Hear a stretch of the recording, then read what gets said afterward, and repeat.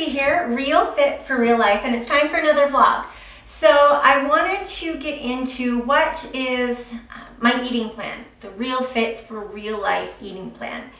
And I hate to say diet, so I won't say diet, because diet has so many negative connotations, and it makes us think of something temporary and short-term and very depriving and not enjoyable and not reflective of real life.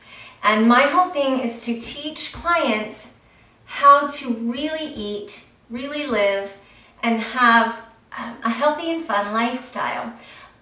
But a lot of that, I mean, every client is different. So as a trainer, unlike a lot of other trainers, I really think it's important to educate. I've always kind of been an educator first and foremost. I don't want my clients to be dependent on me for life. I really think it's important to educate them so that they can take hold of the knowledge and really run with it and be independent and be confident and be knowledgeable and be skilled. So yeah, I can sit down with a client and just give them a meal plan that says this is what you should eat, this is what time, this is how much. But I prefer to really give them the skills and the know-how. This is why you're eating these foods, and this is why you're eating this much, and this is what a kilocalorie is, and these are our macronutrients, and these are some different ways to balance our macronutrients in order to reach different goals. Now, not everyone wants to crunch those numbers, and a lot of my clients, I don't want them to even think about numbers. I'm one of these people too. I can become a little too obsessive. And, you know, if someone needs to take your FitnessPal away as a part of an intervention, you might be a little too obsessive. And that's not living when we're so attached to our gadgets. So this is what you need to do, guys. Step 1, make a list of all the foods and maybe beverages that you love, that you just love.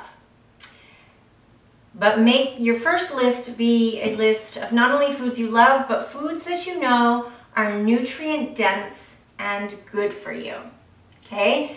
And I know a lot of people say they don't know, but you do know. Like, you do know. You know fruits are good for you, you know veggies are good for you, you know that lean protein is good for you, you know legumes are good for you, you know whole grains are good for you. I mean, you know what's good for you. Now, I know there's a lot out there that's like anti-grains and anti-dairy and whatever. I really teach an intuitive approach, so I mean, you could try a whole 30 type deal where you kind of cut everything and then introduce it back in and see how you feel, or you just see how you feel. Like, you follow your normal eating and see what makes you feel good, what makes you feel energetic, what makes you feel lethargic, what makes you feel bloated, and take notes that way. I mean, you've been living long enough that you've probably figured these things out, and some things change. I know the older I get, the more lactose intolerant I seem to get, but there's still like some dairy that I really think it's important to eat, and I want calcium. So I'm definitely not one to believe that you should cut out whole food groups. Listen to your body, be intuitive, but make this list, okay? All the foods you love, and this list can be like endless. List every vegetable you like, every fruit you like, every meal that you enjoy. So make that list, okay? So you've made your list. Step 2, create some meals. And you are going to create your own meal plans based on these foods that you love, that you know that are good for you. Now, problem number 1, you don't like anything that's good for you. We might need to chat a little bit more in depth. You might really need to take some baby steps to change your eating, to change your taste buds, because if you don't like any healthy food at all, you know, you are in for trouble. Sorry. We need to chat a little bit more, okay? But hopefully you are pretty normal and there are plenty of foods to choose from on your love list. So you can create some meals. And I say to create these meals, you want to create like 2 to 3 go-to meals.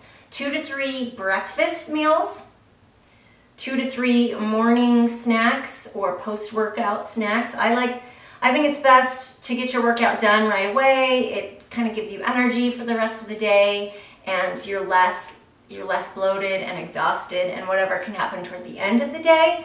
So morning workouts are best, but if it doesn't work for your schedule, get it when you can. But if you're doing a morning workout, your morning snack is post-workout. So I have 2 to 3 go-to things for that.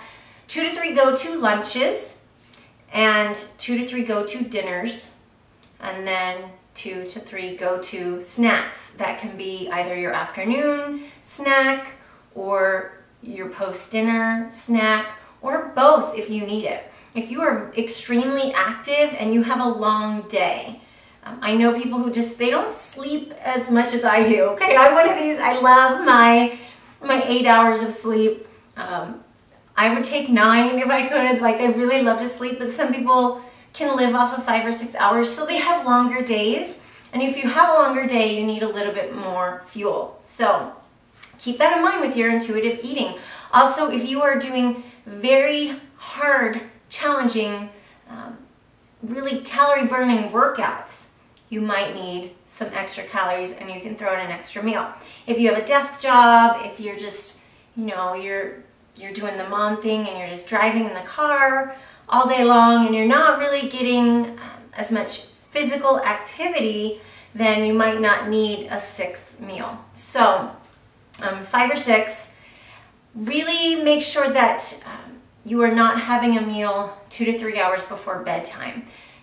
To me, that's like the singular most helpful tip for any diet. Just don't eat too close to bed, because it's just hard to burn that, and it often will leave you really bloated, and it's just not great. Plus, then you wake up and you're not hungry, and breakfast really is the meal to kickstart your metabolism. So those two go hand in hand. No really late eating, and do eat breakfast.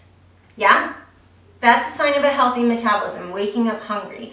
If you don't wake up hungry, your metabolism is a little bit broken, and so you need to fix that. Okay, so you have you've created a meal plan based on your favorite foods. Now, you can get nitpicky and measure and get a food scale and count calories and all that, but I really push intuitive eating. So figure out how you feel, eat till you feel like that's the right amount. Fill your plate visually to what you think is the right amount, see how you feel, and you'll start to be able to adjust your own calories without having to crunch numbers.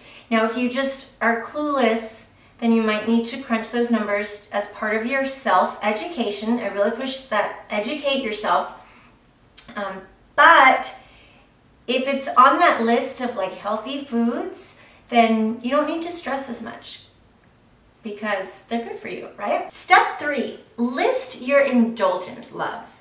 These are foods that you love, or beverages that you love, that you know are a little bit too high in calories or too low in nutrients. For a lot of people, this is soda, really sugary coffee drinks, cake, cupcakes, cookies, donuts, but you love them. Now, if it's just something that's kind of yummy, but you don't super care about, then it wouldn't go on your list. This is your love list, but this is the love list of your indulgent foods, the ones that you know you should not be eating on a daily basis. What are those foods you just love, that you just won't give up? They're important to you, spiritually, emotionally, whatever the case may be. You don't want to live life if you can't enjoy this food. What are those foods? And I hope you will find that this list is a pretty short list. Like, be picky. Be really picky. It didn't take me long to realize, yes, I love a good chocolate chip cookie. Like, I want a chocolate chip cookie. But I'm not obsessed with cupcakes. Like a lot of people, it's cupcakes. They're obsessed with cupcakes, and I realize, I could really just leave cupcakes because I'm not a fan of frosting. And if I'm only eating the cake part, and sometimes it's kind of dry, so I'm not like a cupcake girl, but definitely like a homemade chocolate chip cookie, dreamy. I also kind of love a good donut, but I'm picky. So be specific, like what brand of donut? Not just any donut, but your favorite like donut shop donut. So figure out what belongs on the list of your favorite indulgences, okay? And then make sure that maybe once a week, once a month, whatever, that you have that indulgence. Yeah? Because this is the Real Fit for Real Life eating plan, people. This is the I am happy and I'm living and no regrets, okay? So I want to make sure that you get that. Another thing you can do is find a way to make that great indulgence a little healthier. So you can make it on your own at home. So like I love chocolate chip cookies. I can find a healthy recipe that, you know, satisfies that craving and that I could eat a little more frequently, okay? But if I want like all out butter, sugar, chocolate chips, then I'm gonna reserve that and make sure that I, you know, allow that in my life. I'm not gonna go crazy and eat like a dozen in one sitting, but I'm not going to say like this is off the table. Don't do that to yourself, okay? No misery here.